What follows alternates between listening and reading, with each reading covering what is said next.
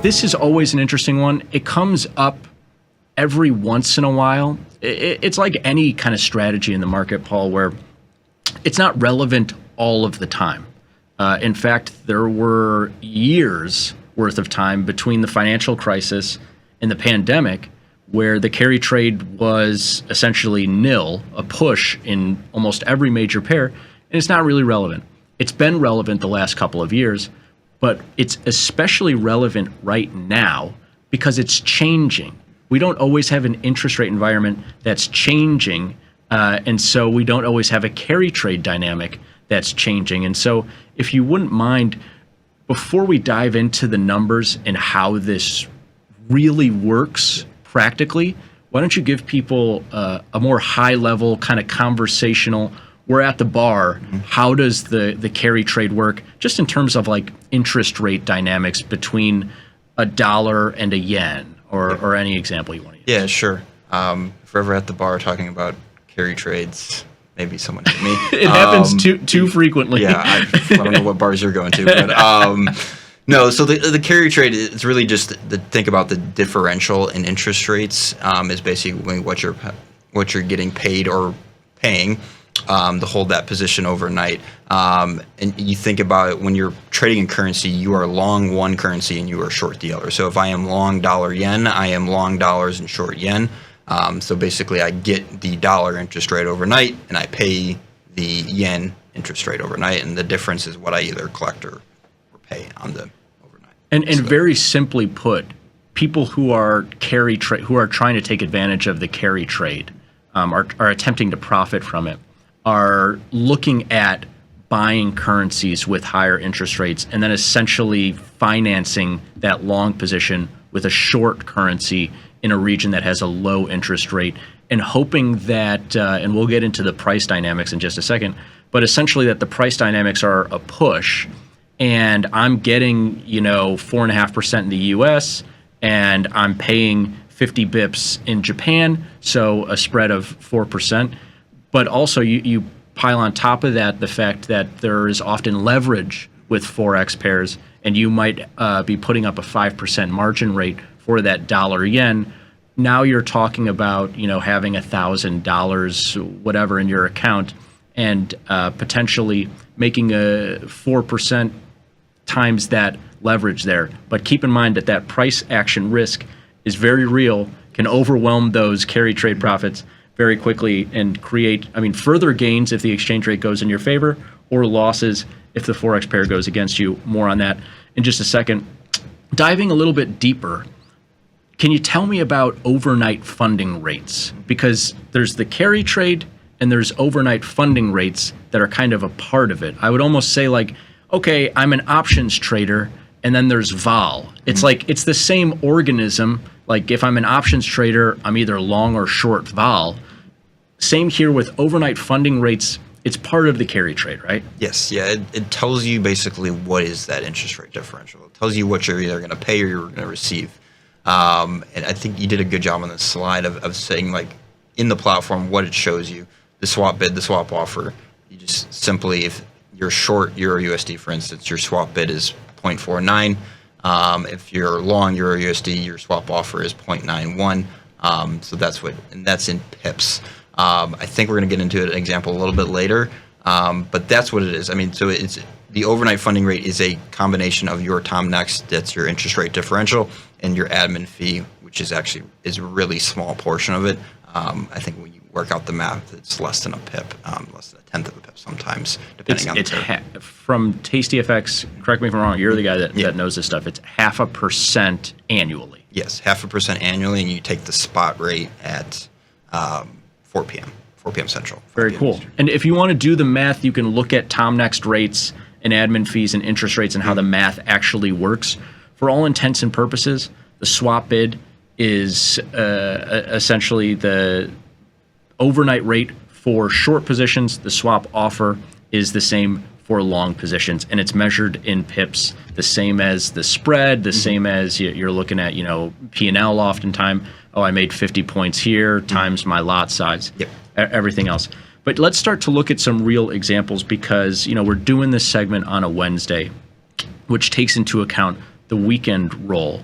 And so right now, people might be looking at the 3-day roll period here for a euro dollar. We just looked at it with a single day roll, and it was about half a pip, which is, I mean, hey man, that's a nice edge to be getting in a market. And if you're holding this pair overnight on a Wednesday with these current rates, and this is, April 23rd, and these things change, their holidays, so make sure that you check the calendar, which is on the tastyfx website. To be short euros, long dollars, you'd be getting 1.79 pips. To be long dollars, short Swiss franc, 2.74 pips. Long dollars, short Japanese yen, over 4 pips. Now, again, there's price action risk to this, but this is what a lot of people have been looking at the last couple of years, right? Yeah, no, it's definitely that kind of accentuated 3-day roll where you get these large numbers. And I think a lot of people out there will be like, Frank, Paul, why is it a 3-day roll on a Wednesday? Which is actually a fantastic question. It's because of how forex settles. It settles T+2. It's really archaic if you think about it with everything we have with crypto. Why are things settling T+2? But essentially, from when you roll from Wednesday to Thursday, now you have Thursday as your new trade date, plus 2 days. One day takes you to Friday. Now you're into the weekend. Those are all non-settlement days, so you get kicked to Monday. So actually, your trade goes from what's called a value date. A value date of would be technically Friday to a value date of Monday, which takes in the extra 2 days, and that's where you get these accentuated. And then if we have a holiday on Monday, which we did like last week, we had some crazy ones. Yeah, we had some like 5-day rolls recently that were just like, what happened here?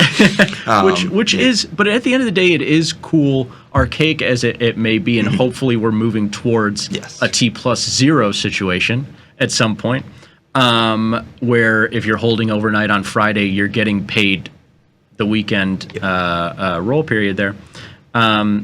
It is awesome, though, that it does account for every calendar day, because we've done a lot of research in the past on options and theta decay and weekend theta decay. And a lot of times you might get a little extra, but that Saturday and Sunday, you're usually not getting 2 full days of theta decay like you would during a business day, a trading day of being long or short options there. So really nice, though, at the end of the day, that it really is the difference between interest rates and then 365 days of the year here, and of course accounting for those admin fees and the Tom Next rates. Here is a quick example. Paul, why don't you take us through this? Of course, you can kind of plug in whatever numbers are relevant to you, but just quickly the math here for this person's specific example. Yeah, sure. So start with the underlying Tom Next. This is euro dollar priced at 117.80. Ago. And then we got down, so you get your admin fees. It's an easier thing to start. It does this in a way that I wouldn't do it myself, because so you price it as 1.1780 times 0.5%. What I would do is just move that decimal place, make it 11,780 times 0.5% divided by 360. You're going to get the 0.16 pips. Gotcha. That's the easiest way. So that's your small admin fee. And then basically what it does is it takes you, so your underlying Tom Next, and you just take off the admin fee on either side. Gotcha. Obviously, if it's negative, it's you're minusing a negative number, so it gets further negative, and that's where you kind of get the accentuated kind of swap offer, where it doesn't necessarily look symmetrical, but it is based on because of that fee. Almost like a money line in VIG. Yes, correct. And then, you can see that the rest of the math here, they're really just multiplying out the size of the trade and, of course, the direction of the trade, taking into account all of this to get the actual U.S. dollar value of what you would be making overnight. Because, of course, if you looked at, one lot long USD JPY, given these indicative prices holding overnight tonight, that 4.34 pips would be $10 multiplied by that for around $40, right? Yes. Not quite. So it would be, so it's 1,000 yen times. Of course, four- I chose Yeah, one where yeah, the quote there's- currency wasn't USD. I knew you were going to do this because you would have to. So it's going to be like 43,400 yen divided by 141. Yeah. So So a shade less than 40 USD. yes. Yeah, Gotcha. exactly. All right, I'll choose a better example next time. Yeah. Getting back to this euro dollar piece on our way out of today's segment, it's been great. Keeping in mind that these pairs do move in price. And so if you're short euro USD, taking in that carry trade right now between the interest rates between the ECB and the Fed, you are short this pair. And now this can move in your favor. Of course, there was a trip from fall until the start of this year where this market went from above 110 down to 104. But of course, the last couple of months here, Paul, it's gone from 104 up to 114. And so you have to keep in mind this directional position risk. Yes, absolutely. You could be getting paid overnight, but if the position's moving further against you, then you're getting paid overnight. You're in some pain here. So I mean, you look at this one. So this one's right. You said it's moved 100 points in about 53 days.